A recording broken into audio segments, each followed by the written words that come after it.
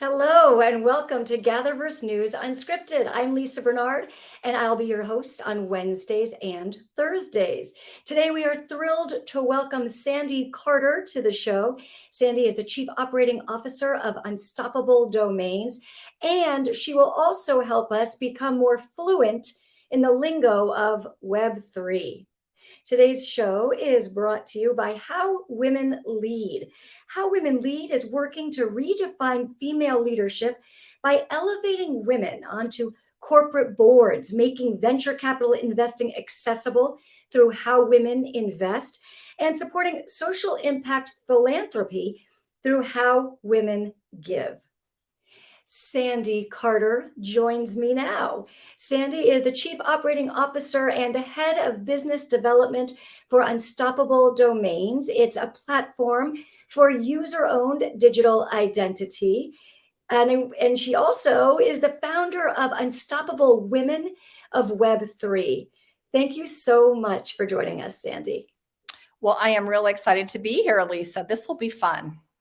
It will be. Thank you. I want to talk about both of those organizations in a moment. But first, we were hoping you could give us a little class on intro to Web3. And I'm just going to start right out and ask you, what is Web3?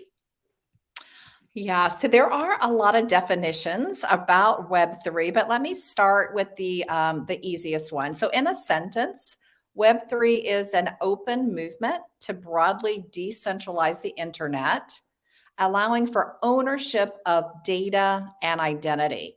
And that's why I have the slide up on the screen, because it really illustrates the difference in ownership of data and identity.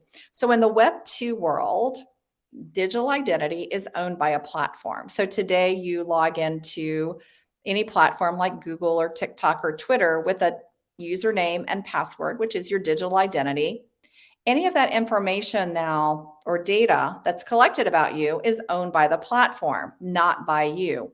And in fact, Google and Facebook just were in an article recently that said they sold our data, Lisa, for $100 billion. So the interesting thing here is in Web 2, you do have convenience of logging in through that username and password, but the data and the identity is owned by the platform. So now if we switch over to Web3 now switches the ownership model. The ownership now is owned by us. So Lisa, you own your data and your ID. I own my data and ID, which means that I get to decide who gets my data, when they get it, how long they get it for, and what part of my data they get.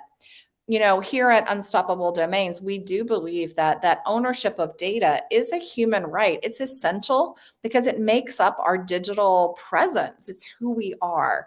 And that's why it's so important, I think, in this whole new world that's being created out there. And how do we ensure that that is kept safe? Yeah, so it's a great question. You know, if you think about that data today in the Web3 world, that data is stored on something called the blockchain. The blockchain is simply a decentralized way, meaning no one person has the data, so it's decentralized, of storing the information in a set of blocks so that it's divided amongst a set of different entities. That keeps that data secure and it exists on chain. So, you know, Lisa, you and I probably grew up with our parents saying, be careful what you put on Facebook. What parents today should be saying is be careful what you put on the blockchain, because it is there, it is immutable, and it is secure. So it's going to be there for a long time. Okay, well, thank you. And so let's pivot and please tell us, Sandy, what is the metaverse? Yeah, so typically the metaverse is now built on top of Web3. So it inherits those elements of decentralization and ownership of data, typically. So I'm just saying typically there are metaverses in the Web 2 world. But metaverse then brings on to Web 3 immersive experiences so that you and I can have an avatar, which is a representation of us, a digital identity that we now can use in a digital world, which could be driven by AR, VR, etc. Doesn't have to be though. And you can experience working and living and playing and getting together. Just yesterday, Lisa, I had a virtual coffee in the metaverse with one of my partners, for example. Again, being represented by an avatar where I got to interact almost like it was real life in a cafe having coffee. And so the distinction between metaverse and if we refer to AR, VR, XR is that interaction that you're describing. And the other experiences, for example, could be you're riding a roller coaster in VR, correct? You are visiting the pyramids in Egypt. Explain, if you would, the difference between AR, VR, and XR. Yeah, so if you have VR, you're talking about virtual reality, which means that everything around you is virtual. So nothing is real, it's recreated in a digital world. If you're doing AR, it's augmented reality. So you could have like a picture in my home, like this picture here could be virtual, but we're obviously in real life. And so that would be augmented reality, because what that enables you to do is to blend both together. Now, there are a lot of new technologies out there. And if you think about XR really encapsulates augmented reality, virtual reality, and basically everything in between. So it's really a catch all phrase for everything that we've been talking about. Now, I think the real future here of the metaverse will be perhaps not with hardware, not with glasses, but the ability for you to transport into a new world as you're sitting in your chair without any additional hardware. It would make it much more inclusive. And we saw a glimpse of that at the TED Talks in Vancouver, where we had a couple of companies coming out of stealth to show how that might be represented in the future. And how so? I'm intrigued because I thought the clunky headset will evolve to glasses, which will make it much easier. But you're saying not even glasses. How would that work? Maybe not even glasses. So they showed a contact lens that you might put in your eye, Mm. and that contact lens in one eye would actually bring in a kind of an augmented reality view. At TED Talk in Vancouver, we also saw like images coming at you being present on your hand. So Hmm. it was like a visualization on your hand caused from maybe a small element of IoT or Internet of Things, that you would just see things on your hand that might be virtual and you could flip through them. So again, I'm not, again, right now, I think the hardware is important, but many of the most used metaverses today require no hardware. And that's why they have so many people in them and inhabiting them, because they don't require hardware. And if you think, we're really lucky, Lisa, because we're in the US, a lot of people around the world can't afford another piece of hardware. And so being able to enter a metaverse, like let's say Upland, for example, that doesn't require all the hardware is, I think, a really powerful point, which is why I think we saw coming out of stealth mode at TED all of this new technology, which brings more clarity like a piece of hardware glasses do, but without that hardware device. It's a fascinating time to live today, to see the impacts of all this new tech and what will bring, especially when you combine it with AI. Now you're like over the top, right? That's right. But let me ask you this, for people who are completely overwhelmed by all of this, who are not gamers, who don't own crypto, who aren't interested in getting an NFT, who aren't interested in entering a virtual world, what would you say to them? Is it important, so that they don't get left behind, that they take the time to learn a little bit? Um, can we just dismiss this and be okay? I mean, I think AI is everywhere already, and that's something everybody will certainly have in their lives. But what about the people who are resistant to this, who say it's too difficult for me to even understand? How would you tell them to start to learn about it, and is it important for them to start to learn about it? I think it really is important that they have an understanding of what it is. I don't think they need to go into the depth of the detail, but I do think it's important. And I would also say, Lisa, I think it's really important for companies building in the space to make it easier.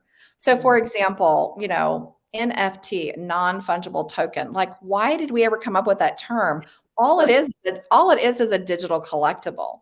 And we're seeing a lot of lessons come out of Web2 companies like Reddit, who actually just did a huge NFT drop, but didn't call it NFT, called it a collectible, and had so many people experimenting with Web3 without even knowing that they were in Web3. Starbucks is another great example with Odyssey. They're transforming their loyalty program.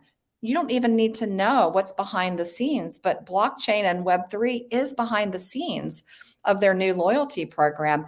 And that loyalty program is more powerful because now they can validate whether you actually got that, latte or what you actually put on the latte, and they can more easily interact with you. So I think a brief understanding is important because then you understand a little bit about it. However, it's going to become over time, as easy as a mobile phone. Like you don't know how a mobile phone works, but you use it. You don't really understand how the internet works, but you use it. This is the next generation of that immersive internet. And I think pretty soon we won't even be talking about the tech. We'll just be talking about the experience. Fascinating. Thank you for that distinction. I think that is so important. Let's switch to talking about the amazing organization you founded called Unstoppable Women of Web3. We on this show really like to profile people who are considering the human consequences of technology. And one of the things we focus on is equality in Web3. You are absolutely a tech pioneer, having worked at IBM and Amazon in their early stages, and clearly a role model. Tell me how you're helping women and even young girls. I know you're helping as well. Yeah, well, because I do really believe what I just said, that I think people need to understand what this new world looks like and where it's going. I wanted to make sure that women and diverse groups also had a leg up in that space. And so I founded Unstoppable Women of Web3. We've added the metaverse and AI to it because we've got so many requests coming in now. We founded the group with the sole mission of education. We wanted to provide easy to use, free education to those groups. So we set up the group. We have now 210 companies supporting the group, and all of them help to provide education in some form or fashion. So, for example, I was just meeting with Google Cloud yesterday, who's part of the group. They're going to do some sessions on why Web3 matters and what are use cases so that you can get a better grasp of it. For example, we have other partners like Miss O'Cool Girls who did a whole stream of education for young girls, which just gives me goosebumps all over. And so that education mission is really strong, and all these companies are helping us with that. Now, I would also say a couple other areas we decided to focus on were publicizing the most inspirational women of Web3 in the metaverse and the most inspirational girls, 25 of girls between 6 and 17, which is amazing that they know what a smart contract is and what blockchain is. And we did that because I really believe that if you can see it, you can be it. To me, that's really important. And then some other things that we're working on are speakers bureaus, so we can get more women out there representing. So thank you for your support and the sponsor support too. Women Who Lead is really an excellent organization.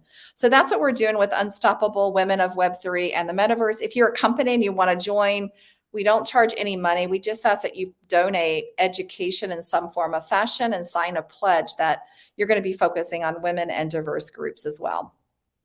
Amazing. Thank you for sharing that with us. What an amazing thing you're doing. I really appreciate knowing more about that. And thank you for sharing with us today and all this information. It's so, so valuable. Thank you for your time.